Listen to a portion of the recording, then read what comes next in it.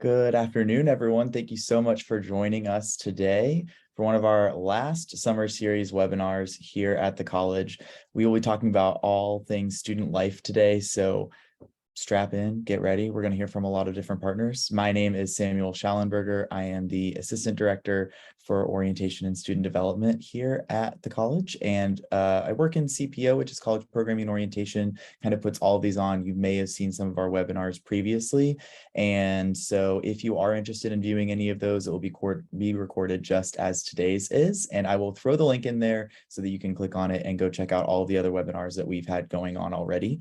Today, we will be hearing from our Center for Identity and Inclusion, our Center for Leadership and Involvement, Multicultural Student Affairs, Athletics, LGBTQ Life. We have a smattering of offerings for you today. So without further ado, I am going to go ahead and hand things over to Karina in our Center for Leadership and Involvement side of things. Karina, I'm going to share my screen. That's all you. Hi, everyone. As Samuel said, my name is Karina. I am the Assistant Director for Student Leadership Development here in the Center for Leadership and Involvement, and I'm going to talk to you all about a little bit about what our office offers. Just as a kind of reminder, I know that you all might not be super familiar with campus, but our office is located in the Reynolds Club. So our office does a variety of things. So we serve organizations on campus, which are what we call our RSOs, which stands for Recognized Student Organizations. We have over 400 of those on campus. So if you are familiar of like wanting to get involved on clubs, this is kind of the office that advises all RSOs. We also host community building events, so large scale events such as orientation events, end of the quarter, late night breakfast, different events as well. And then we also have leadership development opportunities through our UChicago Leads program. Our staff advises, as I mentioned, the RSOs in projects, events, finances. We are the people that you would want to go to if you are interested in getting involved on campus. And then we provide opportunities for you all to engage with the Chicago community, the campus community as a whole. So our team is positioned under campus and student life. So that means that we serve both graduate students and students in the college. And our three functional areas, as I mentioned, is involvement, leadership, and then we also have a finance team that kind of helps students keep track of RSO finances and whatnot. To go a little bit diving deeper into the RSOs. So as I mentioned, we have 400 RSOs. We offer training and support for them. And we have all of our RSOs listed at blueprint.uchicago.edu, which is a website that you will have access to with your student CNET ID. And you'll be able to see a list of all of the organizations and how you can get involved with them and their contact information and everything. We also are the office that houses like funding for them. So we support them with the advising and kind of the process of getting money through student government. We also have peer advisors. So that is one way that if you are interested, you can get involved in our office. So since we have such a large group of RSOs, we do have a select number of RSOs that are actually peer advised instead of staff advised. And that is a potential area of employment for if anyone that's willing or wanting to get involved with our office, as well as our what we call 001, which is a room that has the student activities resource room, where RSOs go for mail and to make any sort of like banners, get any materials that they need. We have computers, printers, etc. And we also have employment through there. So if you're ever interested, you can feel free to reach out to our office whenever we have open positions. We love to hire students from the college. And then if for whatever reason, none of the 400 RSOs are what you're looking for, there is always a possibility for you to go through what we call the Corso process to apply to be a new RSO. It's a very competitive process because, as you can imagine, there's a lot of RSOs. So it is something that is very time intensive, but it's also something that our office works with students with. So kind of to other than going on Blueprint to figure out what RSOs you're interested in, I highly recommend all incoming students to go to the Student Activities and Resource Fair, which we call SARF. It'll be on that first Friday from first Friday of the fall quarter in the main quad. Crossing my fingers that it doesn't rain. That way you'll get an opportunity to, there's about like 300, over 300, honestly, each year it gets bigger, of like tables with both RSOs and also departments, and like opportunities to get involved, or even some employment opportunities through there. So I highly recommend that you all go to the Student Activities and Resource Fair. And then if you don't mind going to the next slide.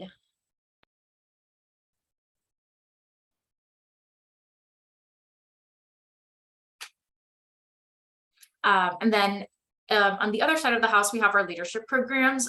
We offer a variety of different leadership programs. And this year, we are going to go through some changes, but some of our more recognized programs is our Discover Leadership Pre-Orientation program, which maybe some of you all are familiar with. And we also are very known for our Women's Leadership series, which you can see in a variety of different workshops throughout the year. We also have a book club that we meet every quarter and discuss a book that relates to women's leadership. And we also have a cohort program. Our SLI program is a project-based leadership program. So you work with groups to create a project for the community. And as I said, we are going through a program review. So there's a variety of different things. So I always recommend for you all to like stay updated through our social media to like make sure that you know when applications are opening and all of that. And then lastly, Clifton Strengths Inventory. I'm not sure how familiar you all are with what is called Strengths Quest, but it is a personality leadership inventory that we help students in the college kind of take, and then also read the results. How does it relate to their career goals, academics, personal life, all of that.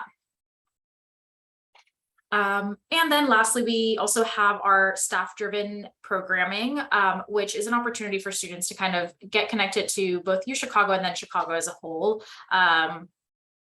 In the past, we actually just recently had a like summer boat cruise that we were able to finally bring back after COVID, which is just like a fun like social activity where students go to the Navy Pier and go on one of those dinner cruises. We go to Cubs games. We also have events on campus that are more like stress relief and mental health focused. One of our most popular events this past year was Pet Love, that there are a bunch of dogs that came to Reynolds Club, and students got to just play with the animals. And we have what we call Maroon Monday, which is just a way for our staff to connect with students on random Mondays throughout the quarter. And then we have also orientation late night events such as Flow Party, Movie Night, Reynolds Club. I'm sure that you all will hear a lot about that once you start orientation. And then the way to get connected with our office, I would say Instagram and Facebook are our two main ways to like get important information out as quickly as possible. I would also really recommend that you all go through blueprint.uchicago.edu to see all of the RSOs and what you can get involved in. And then our website, again, is leadership.uchicago.edu. We're in the process of making sure that everything is updated for this upcoming year. And that is all that I have for you all. So I will pass it along to CI and I. Thanks, Karina. Hi, everyone. My name is Ravi Randhava. I use he, him pronouns, and I'm here today representing the Center for Identity and Inclusion. You can jump to the next slide, please. So the center is home to 3 offices: Multicultural Student Affairs, LGBTQ Student Life, and Student Support Services. And we're a 3-story student center located in the heart of campus. So these 3 offices work to enhance the experiences of students of color and multicultural students, lesbian, gay, bi, trans, and queer students, and first-generation lower-income immigrant students, including undocumented and documented students. So I know that's a lot, but essentially, OMSA and LGBTQ Student Life serve both students in the college and graduate professional students. And then Student Support Services works really closely with our sister office in the college, the Center for College Student Success, on a number of university-wide initiatives like food security. We'll talk about those later. So we offer a really wide variety of programs and resources throughout the year. So think speakers, panel discussions, workshops and trainings, all sorts of social and community building opportunities. but we also really love supporting student-driven initiatives. There's something happening in our building pretty much every night of the academic year. Sometimes that's a program that we organize, but sometimes that's student-led. Let's jump to the next slide. Who makes this possible? A really dedicated team of full-time staff members, plus 20 to 30 student employees who aren't represented here. I'm joined by two of my colleagues. I will ask them to introduce themselves really quick. Janelle, you want to go first? Sure. Hi, everyone. I'm Janelle White. I use she, her pronouns, and I serve as the director of OMSA. You'll often hear it called OMSA, but it's the Office of Multicultural Student Affairs. Glad to see you all today. Shall I go? Go for it. So I'm floating in a strange world here. I'm DA Dirks. I use they, them pronouns, and I'm working with a new computer. So excuse the weird camera angle. I am the brand new director of LGBTQ student life as of a week and a couple of days ago. So I'm excited to be here with you all and working with Ravi and Janelle. Thank you. Awesome, thanks. So you can find all of us on the second floor. Again, our building's right at 57th and Woodlawn, and we invite you to drop by anytime. We'll go ahead and go to the next slide. This is just like a 1.5-minute long video, just so you can hear directly from some of our students and really some of our alumni about what the center sort of means to them.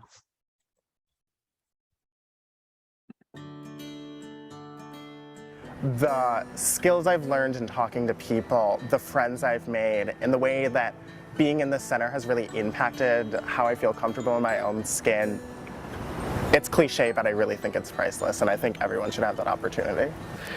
Starting my first year, I started going to workshops, to seminars, to meetings. They have great work opportunities and internships available. I was a member of the cohort 2015 for EMP, Emerging Minds Project. I got involved with OMSA last year. I responded to an email call for applications to join the Student Advisory Council. I gotten to know more about social justice. Hearing from different speakers, hearing about different experiences. So you get to learn a lot about many different cultures and everyone else on campus. I think that being involved with the center has really given me a place on campus where I always feel safe and accepted. Walking in after some of my classes and just seeing all the staff, everyone is incredibly friendly and smiley. It's also a great way to meet people across many different departments and across many schools. I think it's important for grad students to be involved because we're a part of this community. You have unique insights that you're able to bring, and it's a chance to get outside of your own schools. I think it was that single moment during the first week of orientation week, freshman year, before classes even started, when I was like, am I gonna go to OMSA or am I gonna stay in my dorm and just hang out with friends? It was that single moment that kind of changed everything. Getting involved at the center will easily be one of the best things you decide to do in college.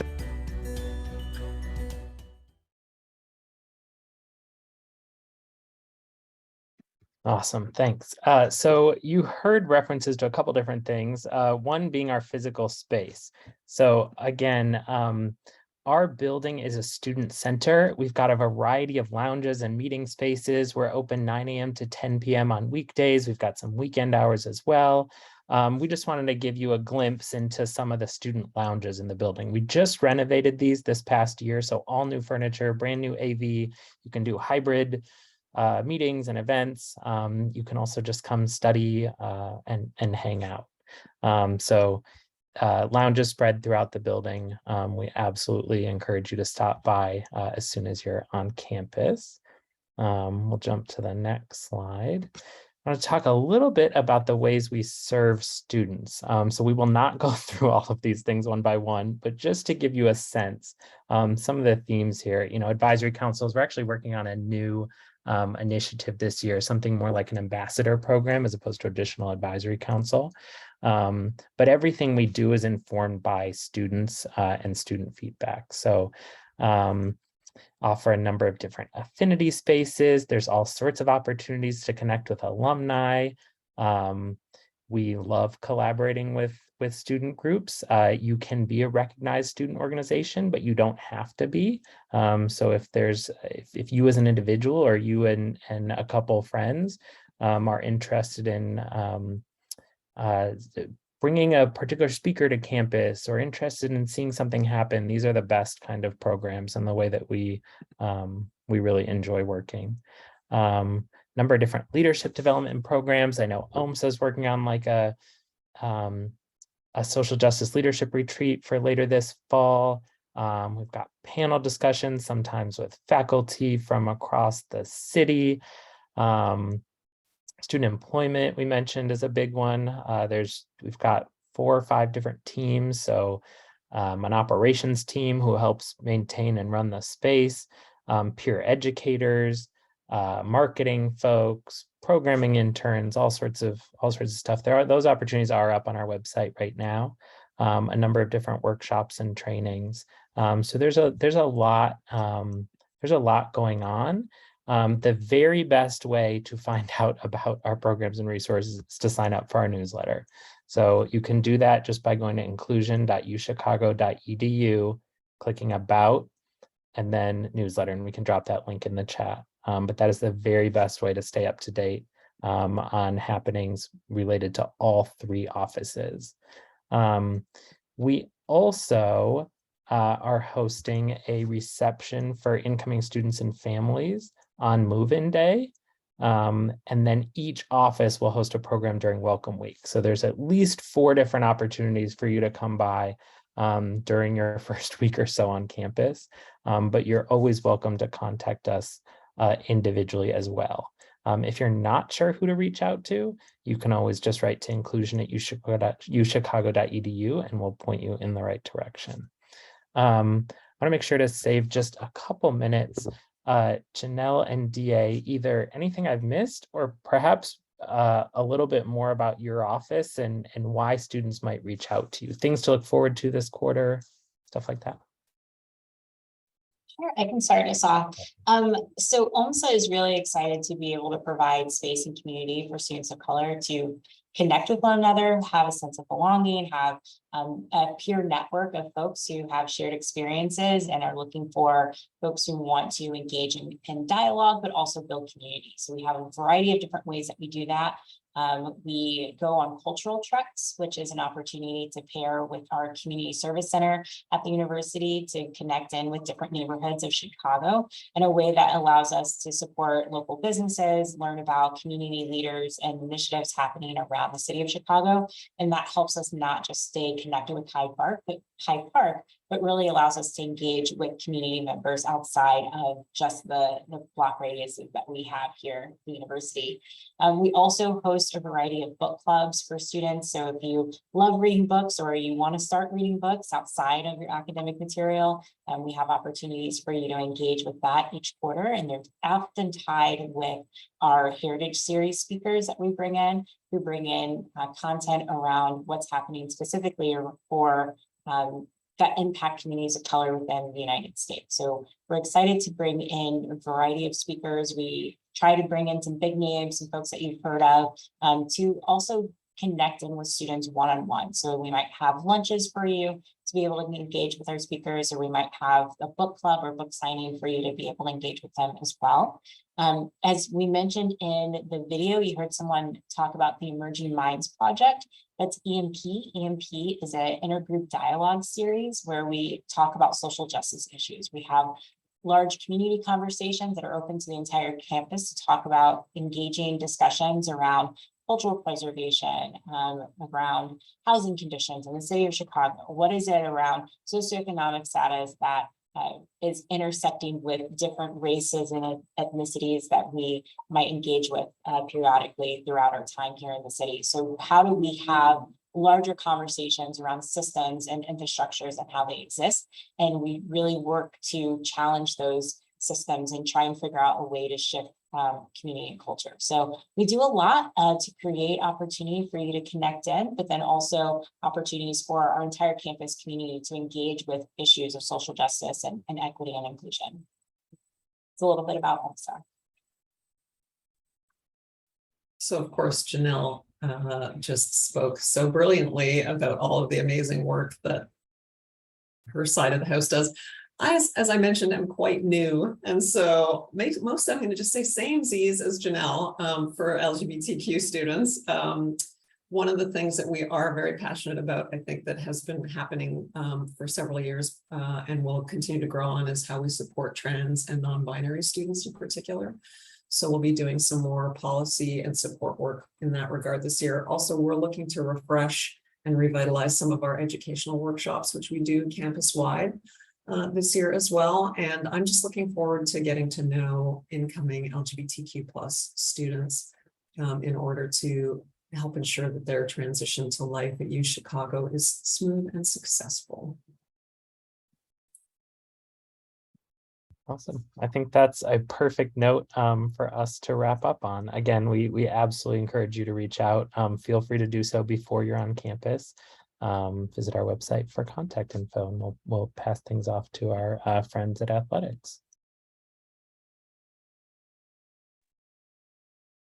Thank you, Ravi. Hello, everyone, and welcome. My name is Brian Bach. I'm the Associate Athletic Director for Recreation and Fitness on campus. What basically that means is I get to oversee all the non-varsity opportunities across campus and some that take place off. So our big resources, I would encourage you, if you haven't already checked it out, athletics.uchicago.edu. If you're interested particularly in our recreational opportunities, so we have 20 varsity sports.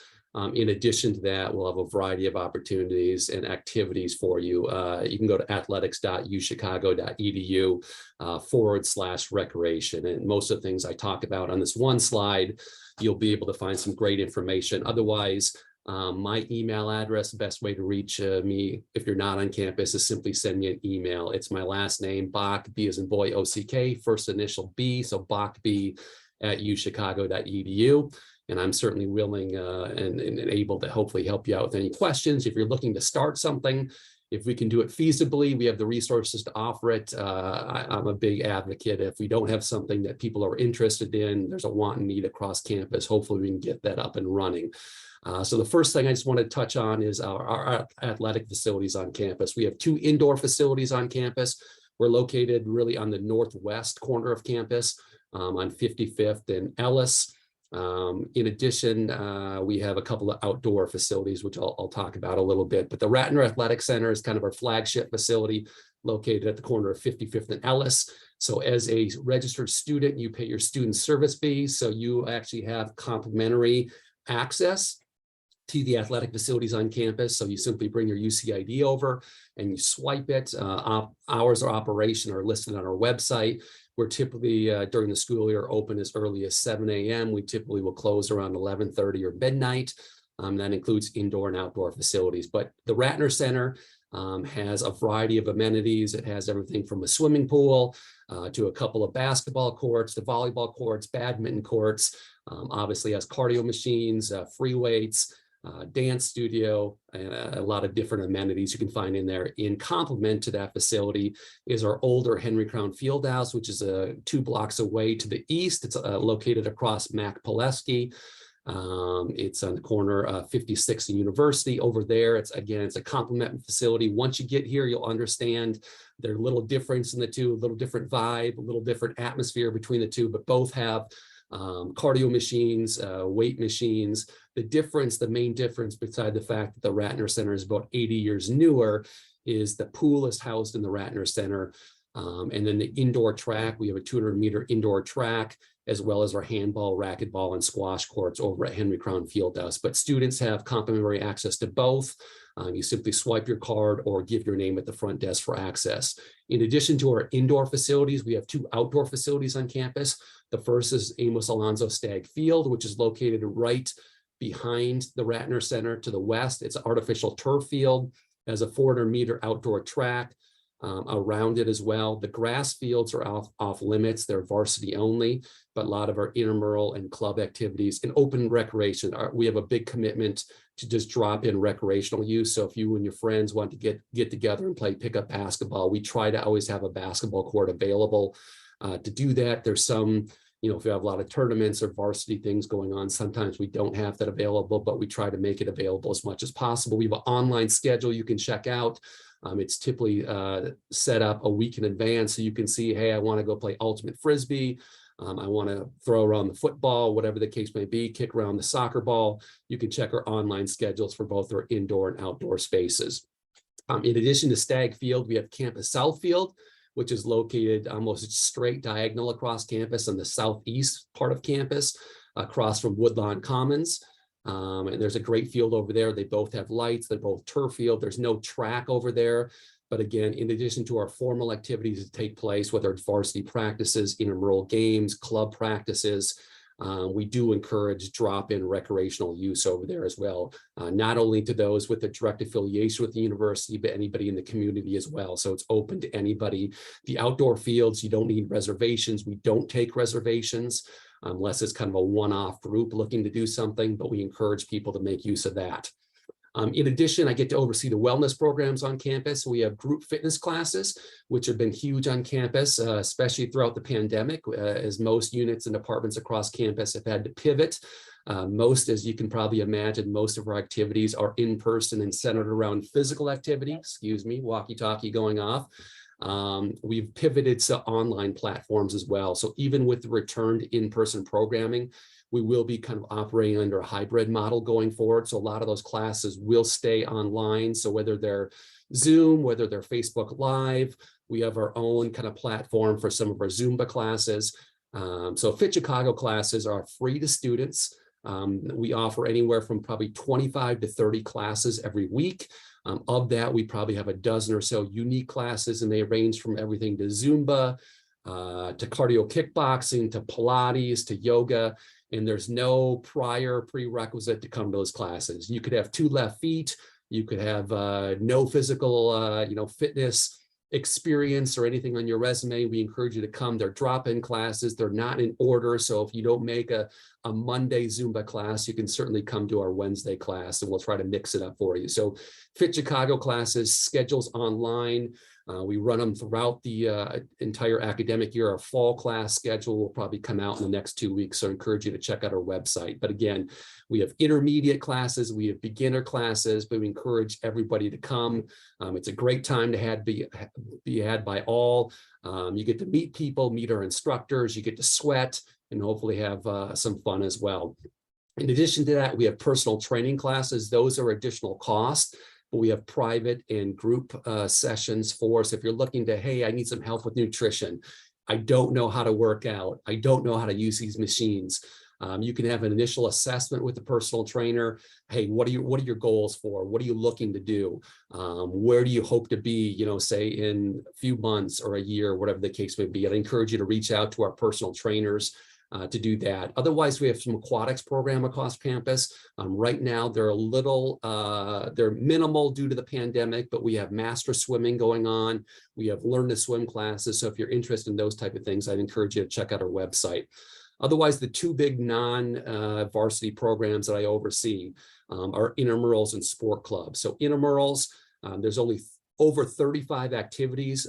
Typically, if you're living in a house, typically you join through your house. There's typically elected IM representatives that'll actually be aware of deadlines. They'll sign up, they'll get people together and hopefully participating in those. But we also have free agents. So if you don't have anybody to play with, you don't know anybody, your house isn't playing, you can sign up individually as well. But we have team sports and individual sports, and those range from everything to the traditional indoor soccer, outdoor soccer, basketball, to the kind of wacky or affectionately termed U Chicago sports. We have broom ball, which is a kind of a hybrid or a combination of ice hockey but you're not wearing skates. We'll play that over an ice rink in the middle of campus. We have inner tube water polo, which is you're laying on an inner tube in our pool. And we have things like euchre and backgammon and chess. And we try to be all things to all people. We realize not everybody, we're high school athletes or might want to try something. But again, we encourage all levels, all experience. If you're looking to socialize, we ask for 45 minutes, an hour of time each week. Typically, our team sports are 4 to 5 weeks during the regular season. And you'll have a time and a day that you'll come over and play, say Wednesdays at 7 o'clock, you'll come over, and then if you're qualified, you'll get to a postseason. It's a great way to meet people, compete against others. But I see one question that we had earlier about, hey, if you're immunocompromised, then what are some opportunities? The kind of a silver lining for the pandemic for us was we pivoted, especially with Intramurals, a lot to esports, online gaming. So we have things like Super Smash Brothers, Among Us, Minecraft. Those are all things that are here to stay. So we'll continue to do those things. Again, we're kind of centered around physical activity, but realize there's different strokes for different folks. So if you're interested in connecting with people, we ask, hopefully you'll join on, maybe start your camera if you're going through Zoom and get to meet people that way and socialize. In addition to intramural opportunities, we also have sport clubs on campus. Sport clubs are led by their students. So Karina earlier talked about RSOs. They're basically specialized RSOs. So we kind of fall under the same umbrella as RSOs, but our activity is a little bit different. They travel, we're competitive. A lot of RSOs are competitive and will compete against other schools. Intramurals is UChicago students only. So it would be competing against undergraduate students. Graduate students are invited. Sometimes there's a mix. Sometimes we have separate divisions.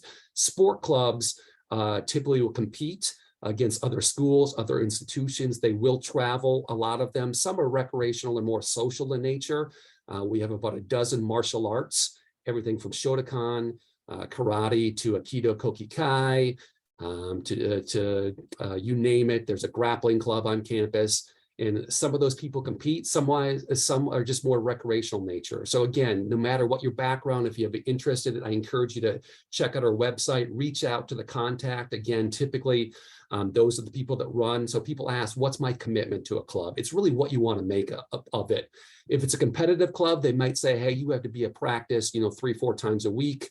In order to be on the travel squad. Otherwise, some people are going to say, hey, show up when you can. We understand there's a lot of things going on. If you make it once a week or every couple of weeks, that's certainly fine too. As far as costs for sport clubs, some will want to cover travel costs. So they might have dues that you might pay weekly. Well, probably not weekly. You'll probably pay quarterly or annually. So if you're interested in those things, but sport clubs are open to anybody with a direct affiliation. So in addition to students, it could be faculty, it could be staff, it could be spouses, it could be family members, but everybody has to be 18 years of age or older. But again, sport clubs is a great way to get involved. If, hey, I was a high school athlete, I don't want to commit to maybe varsity opportunities, maybe you can join a sport club. Or, hey, I've watched this on TV, I've heard it's fun, I've never played it. If you're interested in that, I encourage you to reach out to our sport club contacts, which again are student officers, much like probably most of the people on this panel. Some, have played since they were able to walk, and I have a lot of club officers that never played the sport coming into college at UChicago, and by their 3rd or 4th year, they are leading the club. So don't let that dissuade you. If you haven't been involved in something, we encourage you to get involved here. And again, if there's a want and a need, if you don't see something on campus, I will tell you right now, we don't have a ski club. We don't have a snowboarding club, but those are hoping something that we're going to get off the ground for this coming year. So I will tell you the one policy we have, we don't sponsor clubs in which there's already existing varsity sports. So we already have varsity basketball. We also have intramural basketball. So we aren't going to do a basketball club because it takes away from the space and the resources from not only our varsity teams, but all of our clubs, which are right now number around 40. But I encourage you again, physical activity is huge on campus. There's a commitment to recreation, not only the physical component, but the social component, the mental component of that. We're looking for holistic, well-rounded students. And I think our programming, our services offered through the Department of Athletics and Recreation can help with those things. So if you have any questions, again, I encourage you to take a look at our website, athletics.uchicago.edu. Otherwise, reach out. Feel free to send me an email, stop by. My office is located in the Rattner Center. I'd also encourage you, the Phoenix Fest is one thing we offer during orientation week. It's on the 26th, the Monday before classes. It's kind of a resource fair for all the different clubs, the intramurals, the wellness programs we offer on campus. That'll be in our auxiliary gym. So take a look at that. It's on the O-week schedule when it's released. And also, I know a couple of offices have talked about student employment. If you're looking for, we need people to work the front desk at the athletic facilities, swiping cards or selling memberships. We also need people to officiate intramural activities. So again, we hope that the general knowledge is there. So if you want to be a basketball official, you know the general rules of basketball or soccer. But again, you don't have to have played it. You don't have to have been an official in the past, but some other great opportunities to meet people, to come out, put some money in your pocket, and also kind of learn a little bit more about what we have to offer. So if you're interested in student employment, reach out to me as well. Otherwise, you can check our website. So with that being said, again, welcome to everybody. Thanks for sitting through this today. And I think I'm going to hand it over to Samuel if there's any Q&As. Perfect. Thank you all so much. And I'm just going to kind of rapid fire some of these. A lot of them are about athletics, but they can apply to multiple things. So if you do have any questions, feel free to utilize the Q&A function. We can chat you answers. I've also plugged in the link where you can find all of our incoming student communications, which includes our webinar recordings and will include this one as well. So that's where you're going to find it. So let's rapid fire through the athletics questions, and then we'll get to some of the more broad ones. But let's go from the very top. Can you elaborate on any swimming education activities available for students who are not athletes? Yes, so master swimming, don't get scared away by the title of masters, but those are for people that are looking to perfect their swim stroke.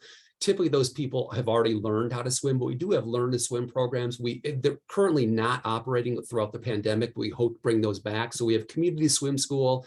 We have private swim lessons will eventually come back. We have such things as like the triathlon club. If you want to perfect your swim stroke or get some sort of workout, you can connect with the triathlon club as well. But in addition, so we do have recreational lap swimming available. So if you're not part of a team, you're not part of an intramural activity, there's lap swimming available for those things as well. But master swimming, learn to swim classes, community swim classes are all available, and times are available for just drop-in use as well. Awesome, thank you. And then in terms of actually accessing the swimming pool just for individual use, is that pretty straightforward? Yes, it is. So the pool is not always open whenever the building is open. We have pool hours, so I'd encourage you to check the pool hours. But again, as long as it's open for lap swimming, you can come in. So typically we have a morning slot, an afternoon slot, and an evening slot throughout the weekday. And then the weekend's a little bit different. We have 2 different slots. But again, you swipe your card, you access the pool through the general locker rooms, and you kind of do your thing. We do require some sort of continuous activity back and forth. So you're not doing a dead man float. We don't throw out our pool toys, but it's some sort of continuous activity back and forth. But yes, it is available throughout the day.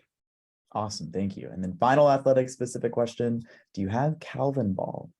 I don't know what Calvin ball is. I'm not positive either. I'm going to Google it right now, but you can go to the next question if you want. Let me see. We don't have it, but we might have a offshoot or some modification of it. Sounds good. Thanks, Brian.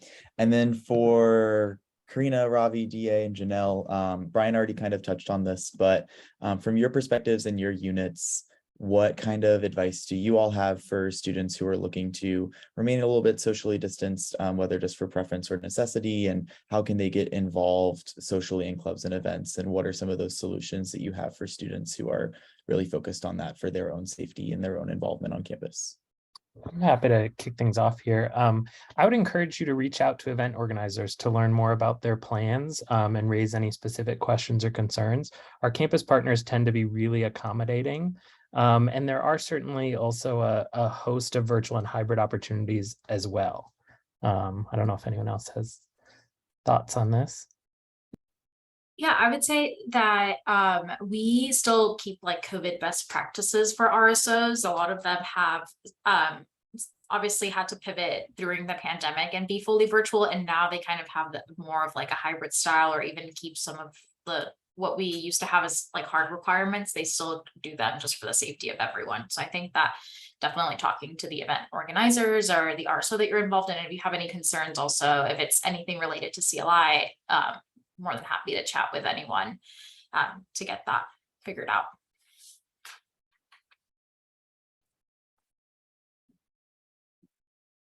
Awesome.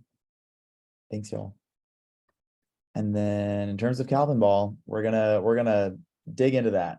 TBD, but always possible. So definitely checking that out. And those are all the questions that we have in Q&A right now. If anybody else has any, feel free to throw them in the chat or in the Q&A function while we have everybody here. And other than that, this webinar, again, will be posted alongside all of our others. So we've had dozens of campus partners join us over the summer to discuss all of the different things that will be available to you when you arrive on campus next month. So feel free to check all of those out and definitely make sure to get involved with all of the wonderful programs and events and groups that you heard about today and throughout the entire summer. And with that, with that, one Q&A just checked in. How can you check if the club is still active? So if they are listed on that blueprint.uchicago.edu page, that means that they are active. We go through a re-registration process every year, and we update that list. So it should be active. If for whatever reason they're not responding to any sort of communication or accepting you into the roster is what we call. Sometimes they don't check it during the summer. So you can just contact the staff member that's listed as the RSO advisor, and we'll be happy to connect you with the group. Perfect. Thanks, Karina. Awesome. Okay. Well, thank you all so much for joining us. We're going to look into Calvin Ball and have a wonderful rest of your Wednesday. Thanks, everybody.